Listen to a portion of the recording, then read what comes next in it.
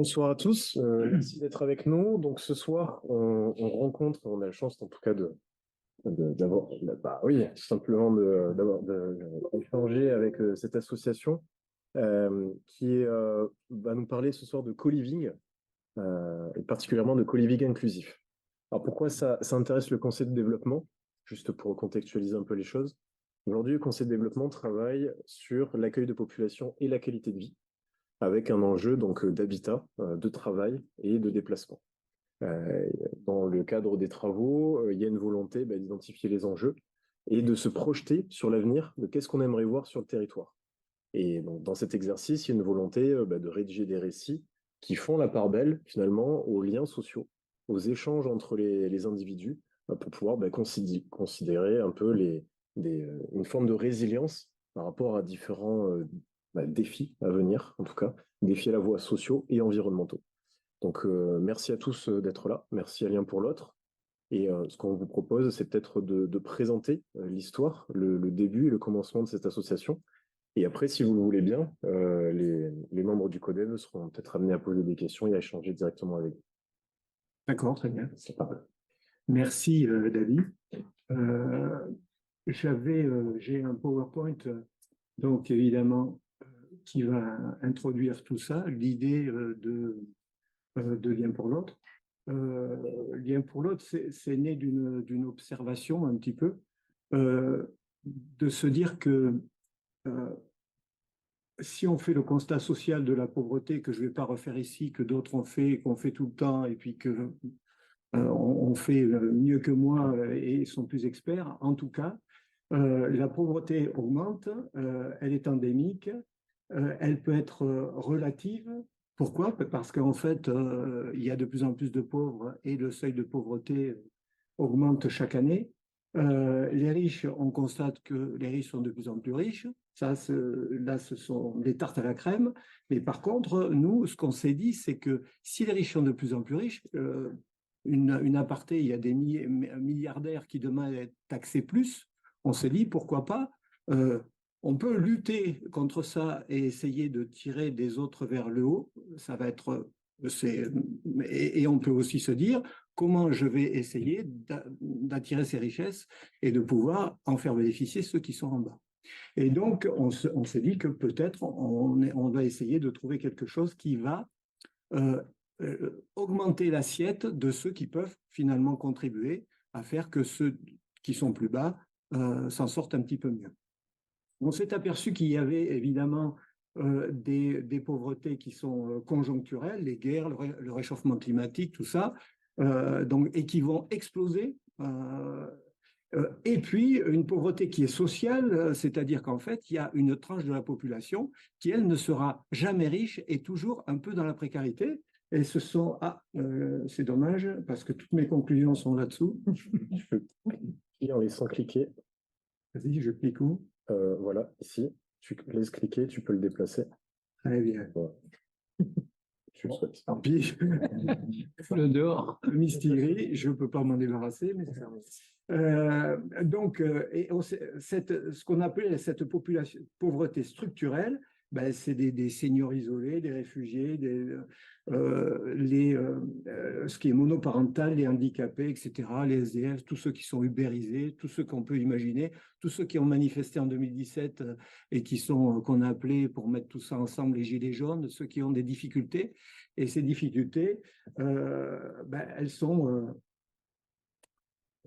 voilà, elles vont exploser, c'est évident. Donc, on a donc les demandes de RSA qui ont augmenté. Je vous passe aussi les détails parce que tout ça, tout le monde, on en parle tout le temps dans tous les médias. C'est une flambée de pauvreté sans précédent depuis la Seconde Guerre mondiale. Et on s'est dit, est-ce que la société a encore les moyens de considérer que certaines personnes, certaines catégories ne sont que des boulets, sont des charges? Auquel cas, on les traite comme des charges et on essaye, nous, de changer le prisme. Et donc, de ce prisme qui existe actuellement dans la société, qui traite la société en silo. Donc, il y a des spécialistes des migrants, des spécialistes après qui deviennent réfugiés, donc il y a des spécialistes des sans domicile fixe, des personnes âgées, des étudiants, etc. Donc on s'est dit peut-être que finalement tous ces dispositifs, alors on donne de RSA à ceux qui n'ont pas grand-chose ou rien, les étudiants font un petit boulot et les personnes âgées ont un minimum vieillesse. Et donc tout ça fait marcher j'allais dire, un gros tiers de la société, quoi. Donc, peut-être qu'il faut regarder, pour être complémentaire à tout ça, parce que ça fait du boulot tous les jours, hein, regarder les choses différemment, un petit peu différemment. On a regardé aussi que chaque personne en précarité a son contingent d'aide particulière, et donc chacun a son cortège d'aide spécifique et donc finalement mobilise une assistance importante à son chevet dans, j'allais dire, sa filière, c'est-à-dire selon son profil. Donc l'idée, c'est de se dire que, bon, quand on est sans quelque chose, avec 600 €, sans domicile, sans famille, sans travail, sans rien du tout, eh bien, tout seul, on survit. Mais par contre, on a toujours quelque chose à partager. Et ce quelque chose à partager, peut-être qu'on veut le faire partager, mais qu'on ne nous en donne pas la possibilité. Et là, c'est l'idée au départ, c'est ça, de se dire, j'allais sur Paris en réunion, par exemple, et je voyais sur les trottoirs des gens, des vieux, des jeunes, des enfants. Et je dis, mais c'est pas les mêmes. C'est pas les mêmes. Ils ont des potentiels différents. Et pourtant, ils sont quand même dans le même état.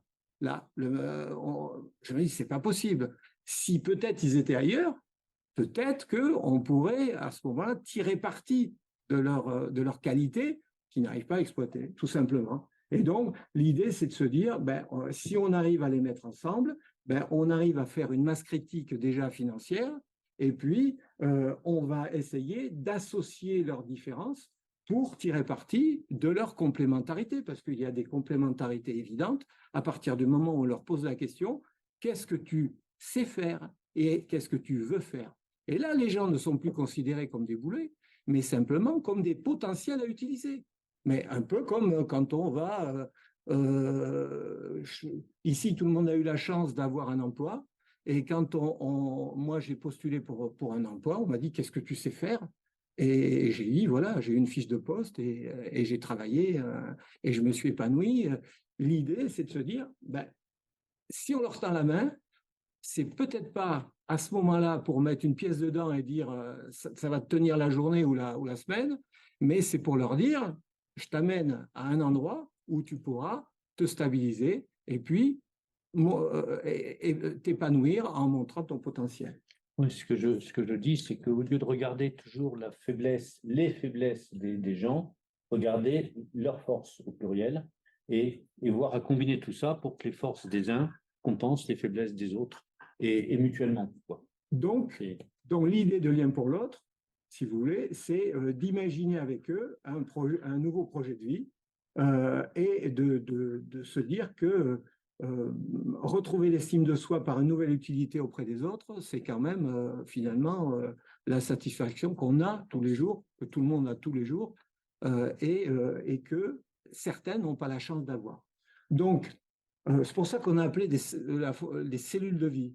Au départ, ça fait carcéral, mais quand on réfléchit, ce sont des cellules de vie. Hein. Les cellules, c'est des ensembles, un élément cohérent qui est constitué d'organismes complémentaires qui vont permettre la vie. Voilà. Et donc, ces cellules, on va donc imaginer d'aménager des maisons, hein, donc, qui vont être inclusive et autonome. Pourquoi inclusive? Parce que les gens vont avoir des profils différents car complémentaires. Elles vont être autonomes et adaptées au groupe hébergé. Pourquoi? Parce que si on a un bailleur potentiel qui lève le doigt à Caraman, on ne va pas y mettre un étudiant. On va réfléchir au profil à mettre en fonction des endroits où on a trouvé un propriétaire qui nous suit dans l'aventure. Donc, on va aménager ces cellules de vie ce que j'ai appelé une colocation judicieuse, puisque les gens vont être choisis en fonction de la géographie de cette cellule. On va rechercher des profils complémentaires, donc qui vont être acteurs de leur vie en communauté. Ces acteurs-là, on va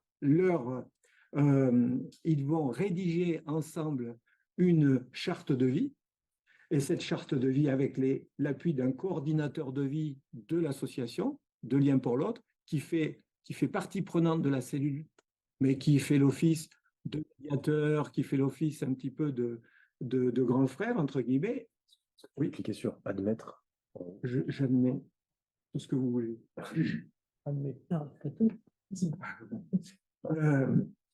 Et après, bien sûr, et là, je fais quoi? Et donc après, on va faciliter l'autonomie de la cellule constituée et l'envol de ceux qui le veulent. Évidemment, si je prends un étudiant, il n'est pas là pour rester ad vitam aeternam. Mais par contre, si je prends peut-être quelqu'un, comme on a des candidatures un RSA 60 ans qui cherche, et finalement, lui, on va lui dire, viens. Le simple fait de nous faire partager ce que tu sais faire et ton apport, à partir du moment où le propriétaire, lui, il ne vend pas sa maison, il ne veut pas la récupérer, c'est comme vous et moi, il est en location et il continue et sa vie, elle est stable, finalement. Et voilà l'idée sous-jacente de tout ça, valoriser les potentiels plutôt que traiter les problèmes. Et donc, nous, notre devise, c'est traiter les gens comme s'ils étaient ce qu'ils pourraient être, et vous les aiderez à devenir ce qu'ils sont capables d'être. Voilà. C'est de Goethe, c'est dommage, il était avant moi, sinon je l'aurais bien... Oui, c'est fort. On a bien été Goethe. On ne pas lutter. Là. Les engagements, alors les engagements de chacun. Bon, cette cellule, elle est mixte et fédératrice de complémentarité. L'idée, c'est de décloisonner. Et les silos de tout à l'heure, vous vous rappelez, éviter justement ces silos et les communautarismes. Les communautarismes, de plus en plus, sont présents. Donc nous, l'idée, c'est que quand on est complémentaire, c'est qu'on est différent. Et si on est différent, on n'est pas dans un communautarisme finalement. Donc, décloisonner, enrichir par la juxtaposition des complémentarités. Pardon, la juxtaposition sociale, c'est les chapelles qui sont les unes à côté des autres et qui font société. Nous, ces chapelles n'existent plus parce que quand on est dans une cellule, on est dans la même chapelle. Et valoriser chacun pour atteindre ensemble l'équilibre économique et social. Chez nous, quelqu'un qui va payer plus cher de loyer parce qu'il a plus de moyens, il a autant d'importance que quelqu'un qui paye moins cher, qui va payer moins cher, mais qui a beaucoup plus de temps pour faire le jardin, pour faire la cuisine, etc. Et c'est complètement transparent et ça veut dire que on essaie de faire des potentiels équilibrés et pour cela, on va avoir donc des gens qui se comprennent et qui comprennent l'apport de l'autre. L'idée, c'est de se dire, à un moment, c'est dommage, c'est un peu dessous, mais je peux aussi... Décidément. On compte sur toi. Alors, je l'ai encore grandi, c'est comme le... Voilà, il y aura des gens qui vont s'entendre dire peut-être pour la première fois, attends, on compte sur toi. Parce que sans toi, la cellule n'existe pas. Peut-être que que jusqu'à présent, pour les services sociaux, etc., tu n'étais pas grand-chose à part un dossier, mais nous, tu es essentiel, parce que tu as beaucoup de temps pour nous, etc. Donc, et ça, c'est fondamental par rapport à la confiance en soi, et c'est la confiance en soi qui permet de décoller. Alors, comment je vire ce truc-là? Petite flèche, le diable se cache dans les détails. Alors, donc, pour cela, cette cellule, elle est plus que sociale, elle est sociétale. On fait une petite société. Cette petite société, elle est participative parce que on ne met pas les gens comme ça à côté les uns des autres. On fait une espèce de casting, on les réunit et on leur dit, voilà, c'est vous qui choisissez de vivre ensemble, de faire votre charte de vie, on vous aide à le faire, on vous donne les limites, mais c'est vous qui allez le faire. Elle est engageante parce que chacun s'engage dans cette charte. Elle est responsabilisante, évidemment, parce que chacun a des droits et des devoirs. Et chacun a le droit d'avoir des devoirs. Parce que dans la vie, c'est ça. On n'a pas que des droits, on a des devoirs, et c'est ce qui fait notre intégration dans la société. Alors, voilà. C'est une société. Alors, on a un petit logiciel qui va nous aider. On l'enrichit avec ce qu'on appelle une recherche d'exigence, c'est-à-dire qu'on a des exigences qui vont s'inclure ou s'exclure, et en fonction de ça, on va avoir l'émergence d'un groupe qui se constitue. Donc, l'idée, c'est une analyse transparente de toutes les ressources des personnes, c'est-à-dire qu'elles arrivent avec un potentiel. On a une analyse claire de ces potentiels, avec donc des valorisations. Là, l'exemple de l'immobilier qui est valorisé, de la voiture, parce que je suis en campagne, mais quelqu'un qui a une voiture, c'est important, donc il y a une valeur aussi. Et après, ce que savent faire les gens, etc., tout ce qu'ils ont, on va valoriser tout ça. On va valoriser pour qu'à la fin, on ait un nombre de jetons, de points, comme on veut, qui soit à peu près équivalent, pour que les gens se disent, ben, j'ai ma place là-dedans parce que j'apporte autant que les autres. Et ça, ça va être complètement transparent. Juste peut-être pour expliquer pourquoi ça peut être éventuellement l'immobilier qui est valorisé, c'est-à-dire que notre système, on l'imagine très souple. Ça peut être très souvent, bien sûr, un bailleur qui a un logement qui veut louer, mais ça peut être aussi quelqu'un qui habite déjà dans un endroit et qui a de la place. Donc à ce moment-là, il devient membre de la cellule de vie, il adhère à la charte, il fait tout le travail pareil que les autres, mais on lui met des points parce qu'il apporte son immobilier. C'est la valorisation de l'immobilier. Voilà. Alors, il y a tout un tas de sujets qui peuvent être valorisés. Tout à fait. L'idée, c'est que ce n'est pas une colocation, mais on prend le loyer et on divise par le nombre de personnes. Ce n'est pas du tout ça. Ce système de scoring, comment vous l'avez monté? Pour le monter, ben, on fait un petit algorithme. Ça définit une valeur plus. Là, il faudrait rentrer dans les algorithmes. Mais en fait, ce qui définit, c'est qu'à la sortie, d'abord au départ, on a analysé des besoins essentiels. Et ces besoins essentiels, on a mis des scores dessus pour qu'ils s'équilibrent. D'accord, donc ça veut dire que le scoring d'une colocation d'une cellule de vie peut être différent selon une autre cellule de vie en fonction des paramètres des personnes. Tout à fait. Okay. Tout à fait. Et ça va être évolutif. Moi, je prends, par exemple, j'ai un propriétaire qui me dit, j'aimerais bien, votre truc, ça m'intéresse, mais j'ai un château et moi, j'en veux 4 000 € par mois. Pour moi, au départ, je ne dis pas non. Pourquoi? Parce que j'ai un potentiel. À partir du moment où j'ai quelqu'un qui me dit j'équilibre à 4 000 €, je le prends. Mais à moi de chercher. Vous voyez? Là, quelques-uns, tu veux dire? Oui, quelques-uns. Oui, parce que c'est le château. C'est un exemple. J'ai un exemple d'une personne qui a candidaté et qui a un handicap lourd. Ben, la personne, mais ah ouais, mais bon, j'ai vu les chambres et ça. Pour moi, ça va pas. Je lui dis, mais pour cette maison-là, ça va pas. Mais posez votre candidature, on l'a dans les tuyaux, et nous, on va chercher autour de votre potentiel à vous.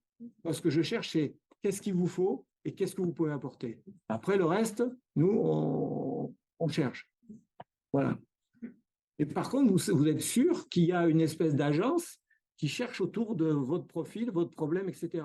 Parce que vous, ça fait 10 ans que vous êtes dans un foyer, que vous en avez marre, vous voulez faire autre chose.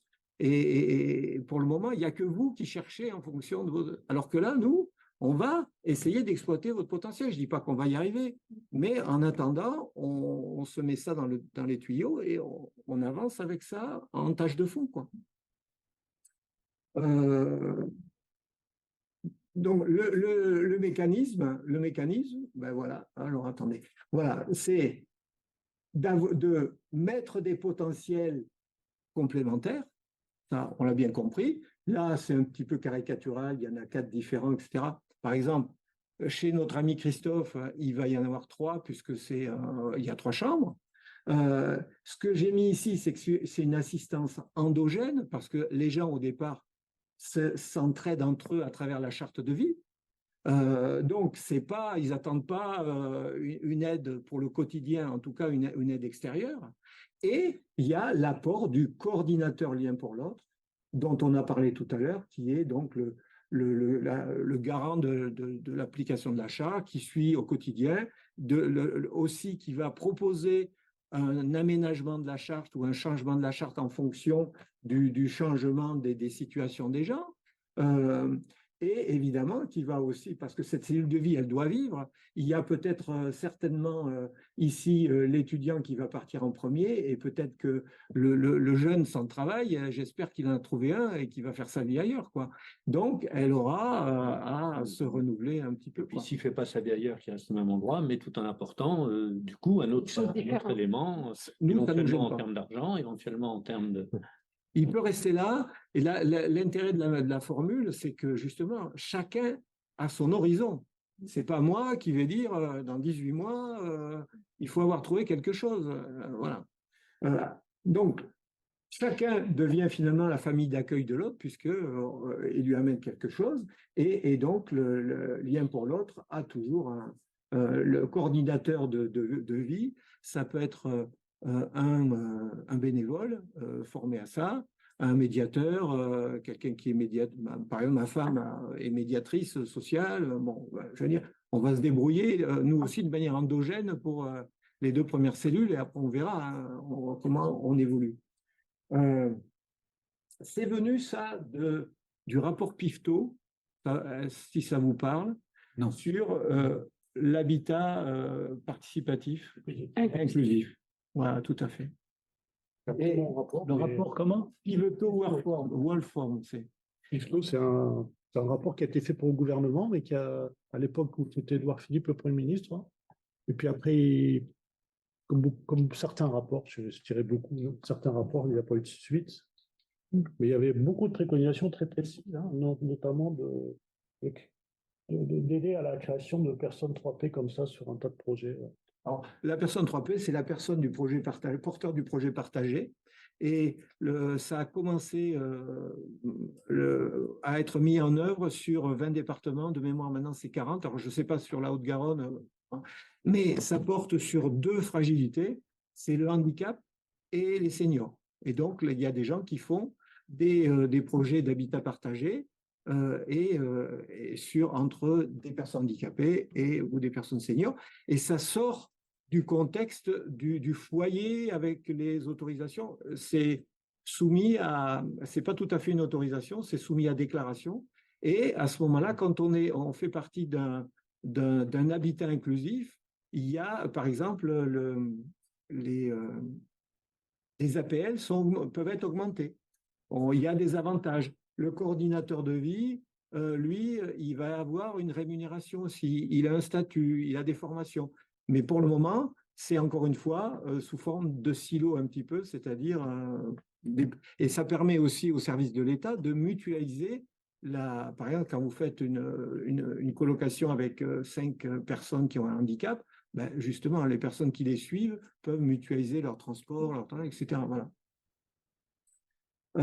Donc, voilà un petit peu l'idée. Et donc, ce que j'ai mis là, c'est que finalement, on crée une famille avec un mécanisme un petit peu entrepreneurial. Dans une petite entreprise, chacun a sa place quelque part et sa fiche de poste. Et bien là, c'est un petit peu pareil. Et quand on aime aller au boulot, on s'épanouit dans son boulot, on s'épanouit dans son poste. Ben là, on espère que les gens vont avoir, à travers ce projet de vie qu'ils ont construit eux et qu'on les aide à satisfaire, s'épanouir avec chacun son horizon. Donc, si je résume bien, ils arrivent avec des contributions complémentaires, ils ont donc des apports complémentaires, des parcours différents, et donc on passe par une règle établie pour analyser ces parcours. Chacun valide son engagement autour de la charte de vie, et on en déduit, il en résulte un projet commun qui est équilibré socialement et économiquement. Aucune cellule de vie ne pourra se monter si elle n'est pas équilibrée socialement et économiquement. C'est la base au départ. Sans subvention. Sans subvention, parce que l'idée, c'est ça. C'est que tout ce qui va être récolté par les gens autour du loyer, des charges, etc., vont exclusivement aux propriétaires.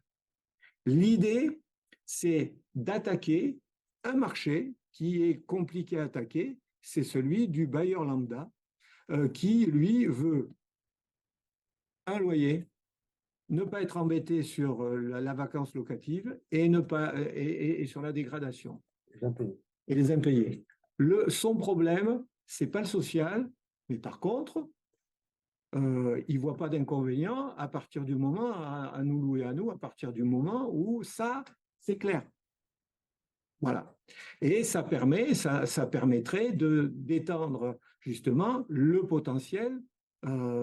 Si évidemment on a des bailleurs avec des profils totalement différents, ben nous ça nous va parce que ça permet de faire progresser l'idée un petit peu dans des milieux dans lesquels les gens n'auraient pas loué, quoi. On est on est partenaire, on va être partenaire sur la première cellule de vie avec une agence immobilière, une SKIC, donc à vocation sociale, entre parenthèses, qui nous dit, mais les bailleurs, ils veulent 3 garants et être sûrs, voilà ce qu'ils veulent actuellement. Bon, ben, nous, on va essayer d'attaquer ce marché-là, sans avoir à faire des concessions sur les loyers, etc. On est là pour compléter des dispositifs existants, on n'est pas là pour faire moins bien qu'eux, puisqu'en fait, certains roulent, il n'y a pas de problème à ce sujet. Et donc, bien sûr, on va avoir des constructions qui seront nécessairement sur mesure, donc avec des attelages qui seront des attelages totalement différents, et à réfléchir à chaque fois, et donc qui valideront leur projet de vie, parce que chaque cellule de vie aura un projet de vie différent, forcément. Donc le dispositif l'un pour l'autre, c'est une partie aménagement de cellules, donc là, on trouve les propriétaires, on fait des montages locatifs, donc là, on est avec des agents immobiliers, des bailleurs privés, etc. On a tout imaginé, on est ouvert à tout, hein, évidemment. Il y en aura, ça sera un petit peu plus compliqué que d'autres, mais bon, ça c'est rechercher le logement et puis donc gérer cette location. Le deuxième pôle, c'est le pôle recherche de profil, donc où on va avec des partenaires pouvoir réunir des participants différents. Et le troisième pôle, ça sera accompagner des cellules constituées, donc avec, ça peut être les CCAS locaux, parce que par exemple, là, on monte notre première maison au Pradet, ben, la première personne qui va être au courant, c'est l'assistante sociale locale, qu'on va mettre au courant, évidemment. Donc, vous voyez, ce sont ces 3 pôles qui sont coordonnés par l'un pour l'autre et son coordinateur essentiellement, puisque le coordinateur va être à l'embryon de la cellule, il va construire la cellule en même temps que les participants retenus, et donc il accompagnera aussi après la cellule dans son quotidien. Et donc on se dit que, bon, là je reviens un peu sur le dispositif social, cet article sur le Nouvel Obs qui était généraliste mais très intéressant, qui soulignait toutes les difficultés croissantes justement des plus pauvres. Donc difficulté d'accès aux plus modestes, hein. Alors, les logements sociaux, je ne vais pas revenir sur les dernières annonces, mais ça va être de plus en plus compliqué pour les plus modestes de se loyer dans les logements sociaux, hein. Vous ne gagnez pas assez pour avoir un logement social. Voilà, le blocage de toute la chaîne, hein, vous êtes bien placés, mesdames, qui êtes au départ pour voir ça, le blocage de tout ça, et puis les mécanismes antagonistes, quand on dit qu'il n'existe pas il existe de véritables barrières à l'accès du logement social pour les plus démunis. Bon. La mise en concurrence, à chaque fois qu'il y a un logement social, donc là, il y a une mise en concurrence énorme avec un temps d'attente qui est de 3 ans et plus, hein, des ressources en baisse du côté des bailleurs. On demande aux bailleurs de faire avec des matériaux qui ont augmenté de 25%, de plus en plus, avec de moins en moins. Et donc un équilibre économique difficile pour la société. Alors que nous, on arrive avec, là je peux nous déplacer, voilà, très bien, je vais nous déplacer en bas, avec cette solution qui finalement, en se groupant les plus précaires, ont accès au marché libre. Là, et on est plus fort là. Ils sortent à tout moment du cercle vicieux de l'hébergement. Donc, si on se rapproche, on se remémore la politique du logement d'abord du gouvernement, nous, à tous les niveaux, à partir du moment où je trouve une maison et qu'on est capable d'y mettre des gens dedans, on peut sortir dans n'importe quel endroit, hein, du dispositif. On essaye d'avoir un montage économique attractif et pérenne qui rassure les bailleurs. Parce que pour nous, un RSA, ben, c'est quelqu'un qui a une pérennité dans son salaire, finalement, d'une certaine manière. Même si c'est le salaire de la peur. Mais en attendant, chez nous, c'est une stabilité. À nous de le valoriser comme ça. Il n'y a pas de dossier fragile. C'est le mieux adapté pour le projet qui passe. Qui est en équilibre qui équilibre les autres, tout simplement. Ils ont le même choix que tout le monde sur le marché libre, évidemment, et l'équilibre économique comme socle d'un nouveau projet de vie, c'est tout ce qu'on demande. Donc, on arrive avec une solution qui est assez alternative à ce qui existe, et on arrive peut-être en tout cas, c'est ce qu'on espère.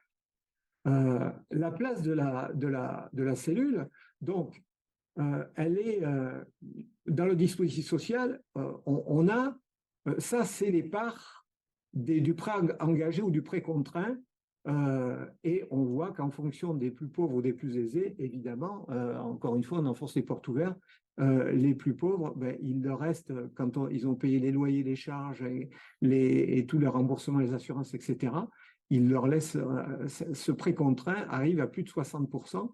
Donc, en fait, il ne vous reste plus rien pour faire autre chose. Là, ce que disait Christophe tout à l'heure, ça c'est tiré d'un élément du Sicoval, justement, où il faisait remarquer que les allocataires qui ont un taux d'effort supérieur à 39% de revenus après aide au logement ne peuvent pas se loger parce que le parc social n'émet pas plus de 30%. C'est une aberration, mais c'est la vérité.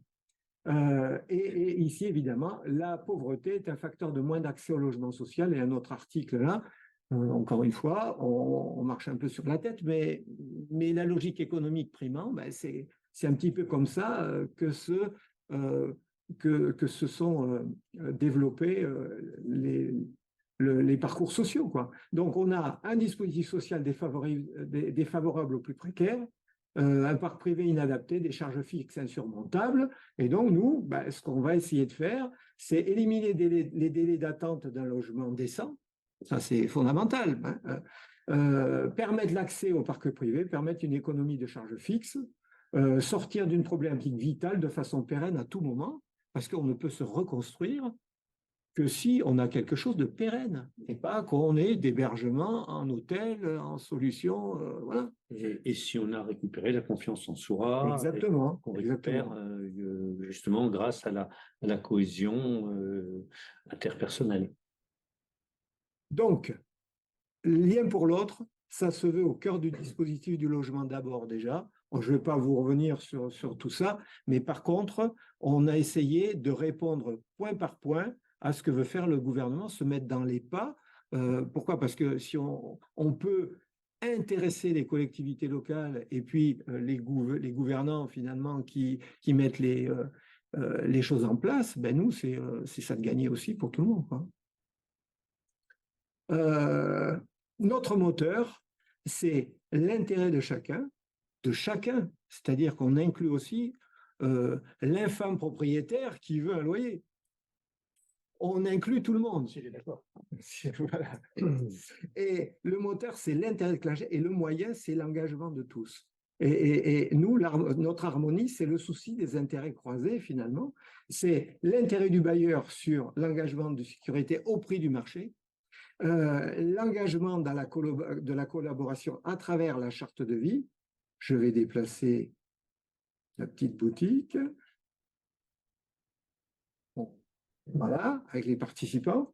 L'engagement, pardon, de l'autre côté. Oui, bon. Voilà. Et l'engagement du suivi et donc de la pérennité de la cellule.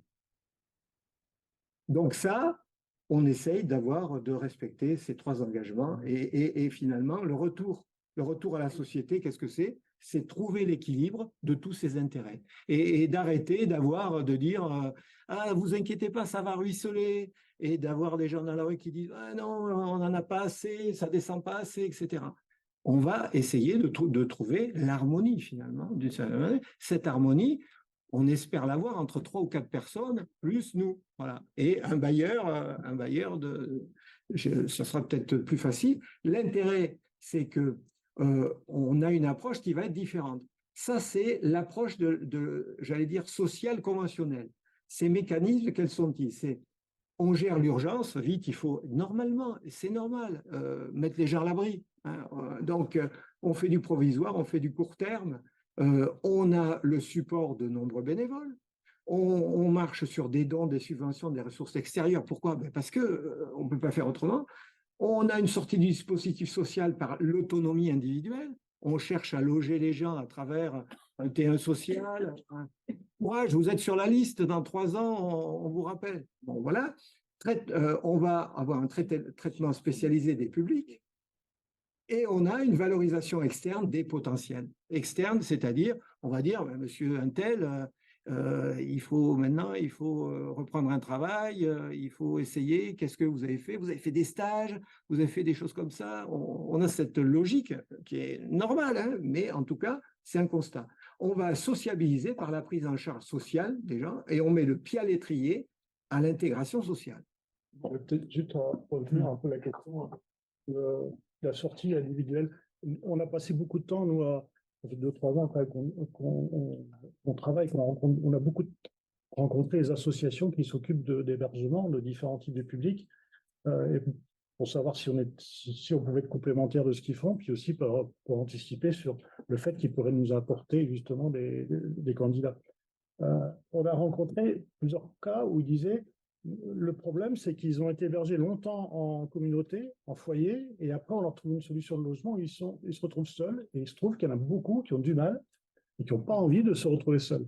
Et ça, c'est un aspect important, c'est que on va loger les gens ensemble dans un habitat inclusif parce qu'ils n'ont pas les moyens de vivre seuls, mais c'est aussi souvent parce qu'ils ne veulent pas vivre seuls et ils n'ont pas envie de se retrouver seuls. C'est pour ça que dans les cellules de vie, il peut très bien y avoir quelqu'un qui a les moyens, même qui possède ce logement, mais qui n'a pas envie d'être seul, tout simplement. Ça, c'est important. En fait, nous, on ne définit pas les précarités. Contrairement à ce qu'on fait souvent en disant on définit finalement dans les silos des précarités, nous, on ne définit pas les précarités.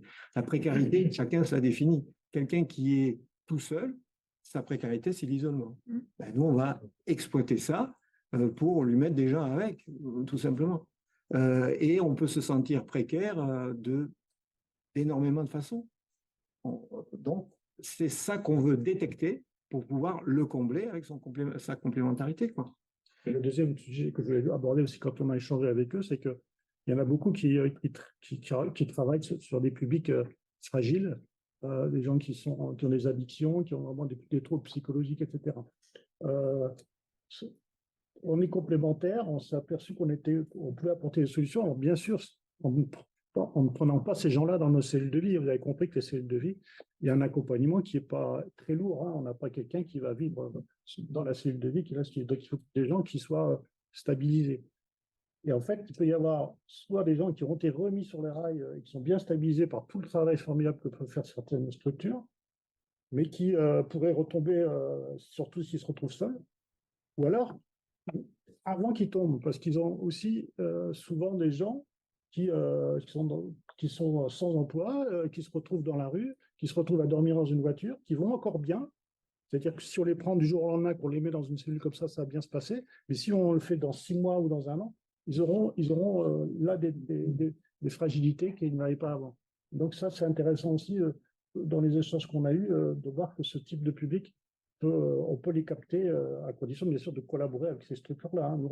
Vous avez bien compris que nous, on n'a pas l'expertise pour aller dire on trouvait un candidat donné.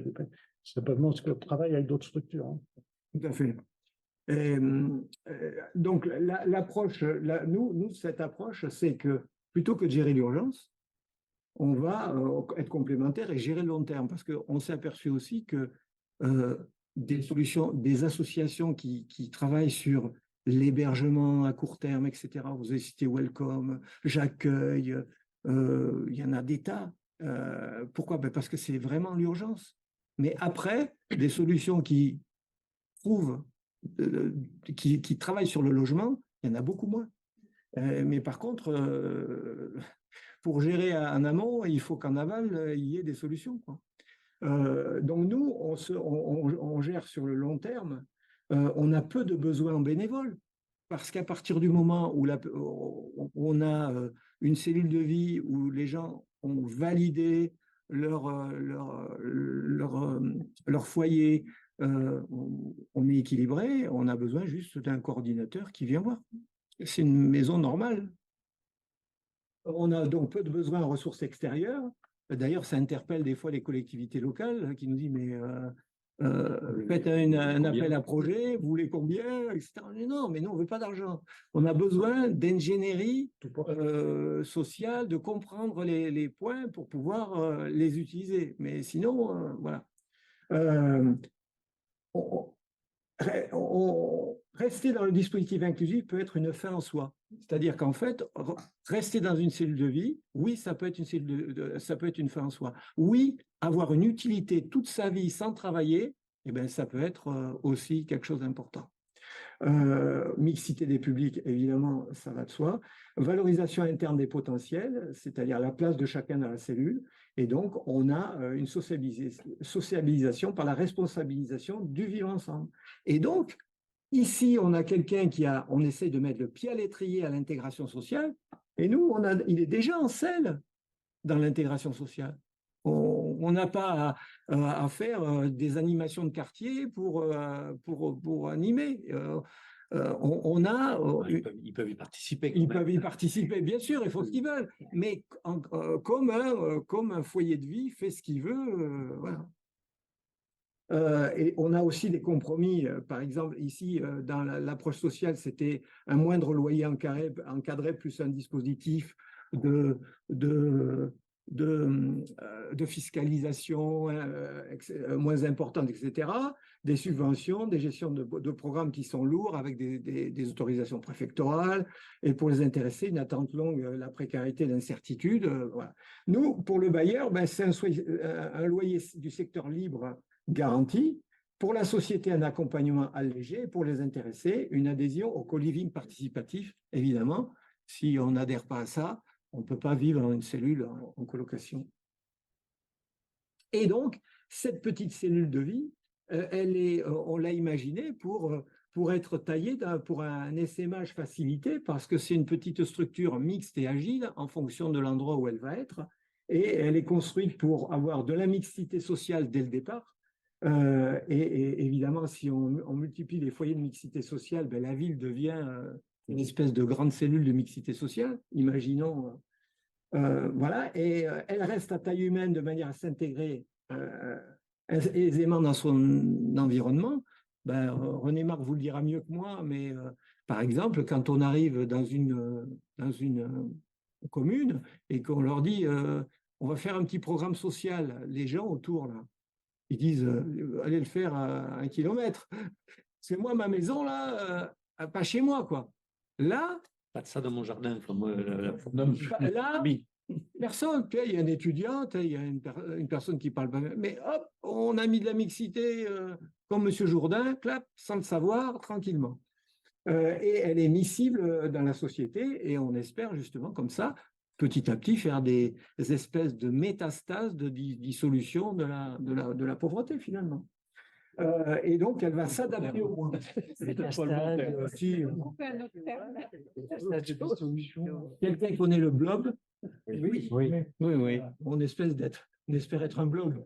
Ça va mieux? Oui, c'est mieux. Et donc, en fait, l'intérêt aussi, c'est qu'elle va s'adapter. Si là, par exemple, je suis dans le 16e arrondissement, eh bien, peut-être que si un propriétaire lève la main, on va essayer de mettre une cellule de vie dans des quartiers chics. Hein, pourquoi pas, quoi. Voilà. Ça va être dur dans le 16e. Écoutez, j'ai des exemples, on a fait énormément de benchmarking. On a des exemples surprenants, des fois. Mais c'est des individualités qui ont fait ça, des exemples, voilà. Les gens ne sont pas tout à fait tous les mêmes quand même. Même les Non, bailleurs c'est sont bien. pas tous les mêmes. Voilà, tout à fait. Chez moi. Et donc, l'idée, c'est d'avoir une petite cellule qui soit un catalyseur local avec donc, pourquoi pas montrer le chemin dans un quartier où justement on a monté une cellule et les gens s'intéressent autour. On s'aperçoit que ça peut être aussi un vecteur qui va pouvoir associer les gens du quartier, quoi. Et finalement montrer, on a fait une émission sur Radio Présence il y a un mois, et ce qui intéressait la journaliste aussi, c'était de dire, ben, je voudrais montrer que finalement les choses ne sont pas si difficiles que ça à des gens qui ne savent pas peut-être comment amorcer les choses. Vous, autour de la table, là, vous avez amorcé certaines choses. Et il y a des gens qui sont prêts à mener des éléments, mais qui encore ne savent pas, qu'il faut prendre par la main d'une certaine manière pour les amener. Avoir le témoignage de gens qui se disent, ben voyez, on est des gens tout à fait normaux, mais on essaye de faire quelque chose, ça peut, dans les quartiers, amener des éléments. Et puis, évidemment, des cellules de vie à des endroits en ruralité, par exemple, ça dynamise aussi les secteurs qui sont en pénurie, quoi. Voilà, donc voilà le logo de notre association. Hein, ils sont issus de parcours différents, ils construisent ensemble, ils nouent leurs engagements et puis ils vont s'en sortir ensemble. Voilà le pourquoi. Du Scooby-Doo au départ. C'est la mode. On n'a pas encore de goodies. Avec 4 fils différents, on fait quelque chose de plus solide. Ouais. Moi, des éléments que je veux dire, c'est que je trouve que la société en général, quand on regarde l'école, c'est évident, considère les gens, les personnes comme des individus isolés les uns des autres. Donc c'est typique par rapport aux difficultés ou autres.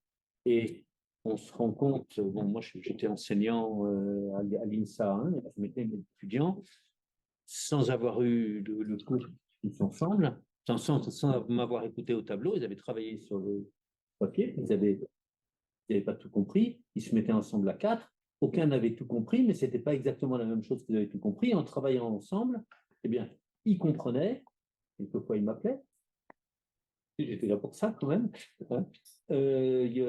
Ils se créent d'une part la complémentarité de leur connaissance, de leurs compétences, de l'aide mutuelle, la confiance en eux-mêmes et la progression collective.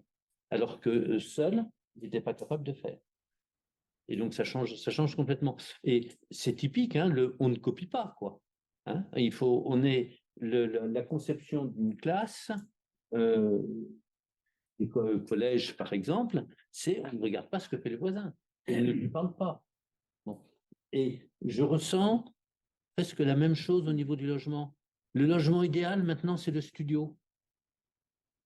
Moi, je suis désolé, je n'ai pas envie de vivre en studio. Bon, je vis seul en ce moment, c'est autre chose. C'est le logement, plus c'est petit, plus c'est intéressant pour le bailleur, plus c'est intéressant. Vivons seuls, vivons heureux. On ne sera pas embêté par les autres. Mais ce n'est pas vrai. Et ça, c'est vrai que là, il y a moi dans le projet de colocation d'EHPAD, c'est aussi vraiment ça. C'est une maison avec un petit jardin. Au moins, il y a 3 personnes là qui vont pouvoir profiter d'être ensemble, d'avoir le confort d'un séjour de 25 mètres carrés avec une cuisine ouverte. Ça, pour un loyer, on va dire presque moitié du loyer d'un studio, quoi. Donc, pour moi, là, tout est gagnant. Mais effectivement, il faut. Et puis, je pense que pour un propriétaire, louer à une famille un loyer un peu fort, la première chose qu'ils ont envie de faire, la famille, c'est de partir quand ils auront trouvé quelque chose à acheter. Parce que s'ils peuvent payer un loyer fort, ils pourront payer un remboursement d'emprunt. Et donc, le propriétaire, il est constamment avec le souci du départ de ses locataires. Alors que quand il y en a plusieurs, ben, s'il y en a un qui part, ben, les autres ils restent là. Il y en a un qui revient. Si jamais il y avait une perte de loyer, ben, c'est un peu le loyer, c'est une perte d'un quart ou d'un tiers ou d'un quart de loyer. C'est pas la même chose que la totalité. Et il y a, je pense, une meilleure attention collective au logement. Au moins pour les parties communes, on peut dire, mais c'est vrai, quoi. On n'a pas envie que le gars avec qui on habite, il dégrade la cuisine.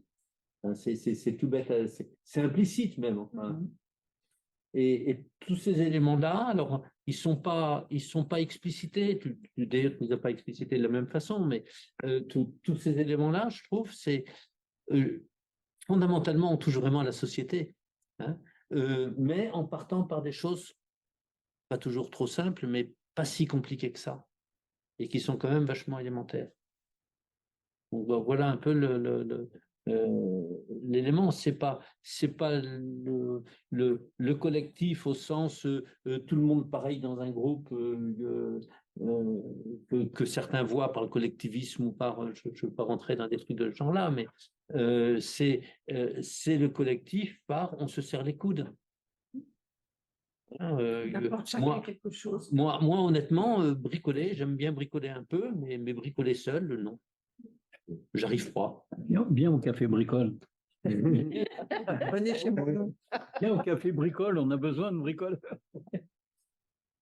Mais alors, tout simplement parce que jusqu'à maintenant, souvent, alors, les gens qui se ressemblaient s'assemblaient. Donc les étudiants entre eux, etc. C'est typique de la colocation normale. Voilà, la colocation normale, Christophe, il peut vous en parler, il y en a deux déjà. Donc, moi, c'est des colocations où les gens se cooptent parce ils se ressemblent. Mais nous, on s'est dit, oui, mais qui se ressemblent s'assemblent, mais qui se complètent s'enrichissent. Voilà, tout simplement. Et donc, on sait que ça va être le côté un peu compliqué de la chose. Mais il faut bien voir que les gens ont une seule alternative, c'est soit retourner dans la précarité, soit faut adhérer à une solution ou elle disparaît. À un moment, faut choisir, quoi.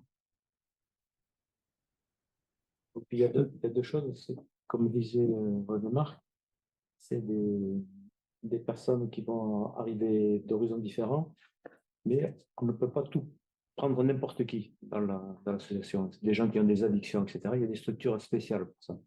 Nous, ce n'est pas notre public. On va prendre des gens, comme vous disiez, qui viennent de tomber, qui a perdu son emploi, qui est à la rue et qui va chuter irrémédiablement s'il n'est pas remis en selle rapidement. Ça peut être une personne âgée à qui on dit, ben, votre maison, là, ben, il faut partir maintenant. Vous allez partir en EHPAD parce que vous n'êtes pas capable de rester seul. Donc là, il va se dire, bon, ben, peut-être que si j'avais quelqu'un à la maison, ce serait pas mal. Et puis la deuxième chose, c'est le volontariat. C'est-à-dire, on ne va pas prendre n'importe qui, on va dire, vous là, et une charte, elle vous la signer, et c'est bon. Non, ces gens, la charte, ils la font avec. Oui, il a construit. Et c'est eux qui disent, oui, ça, je vais m'engager à ça, ça. Voilà. S'il a construit, c'est déjà, on a eu une personne, je ne sais plus d'où elle était, qui nous avait dit, une charte, il faut qu'elle soit construite par les gens. Parce que déjà, s'ils la font, ils vont avoir quand même malgré tout un engagement. Ce n'est pas des paroles dans le vent comme ça, il y a malgré tout un engagement. Et c'est ça, c'est ce qui est important, c'est que cette charte est construite par les gens qui vont être dans la cellule et qu'il va y avoir un engagement là-dedans.